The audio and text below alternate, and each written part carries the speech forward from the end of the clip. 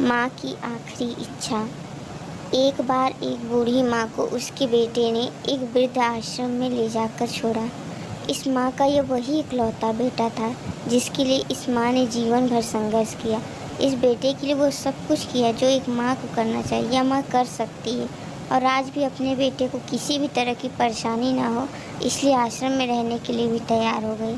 वृद्ध आश्रम में रह रही माँ हमेशा अपने बेटे को याद करती, मगर बेटा केवल साल में एक बार उसको मिलने जाता या फिर फ़ोन पर बात कर लेता। कई साल बीत गए। वृद्धाश्रम से बेटे को एक दिन फ़ोन आया।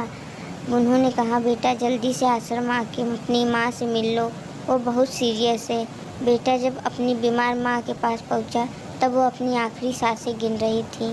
बेटे ने अपनी माँ से उसकी आखिरी इच्छा पूछते हुए कहा, माँ मैं तुम्हारे लिए क्या कर सकता हूँ बताओ।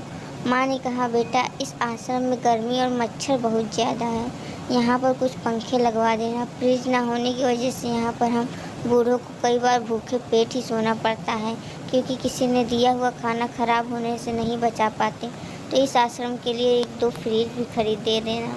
बेटे ने अपनी माँ की सारी बात सुनी और अपनी माँ से पूछा, आपने इतने साल यहाँ पर निकाल दिए पर आपने कभी यह बातें मुझसे नहीं कही, और अब जब आपके पास टाइम नहीं बचा है तब आप यह सब कह रही हैं, ऐसा क्यों?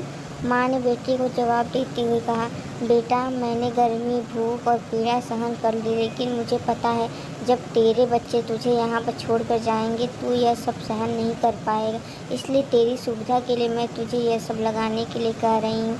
दोस्तों, माँ की ये आखिरी लाइनें किसी भी बेटा या बेटी की आंखें खोलने के लिए सक्षम है। इतिहास हमेशा अपने आप को दोहराता है। अगर आप चाहते हैं कि आपके साथ अच्छा व्यवहार हो तो आपको भी दूसरों के साथ वैसा ही व्यवहार करना पड़ेगा।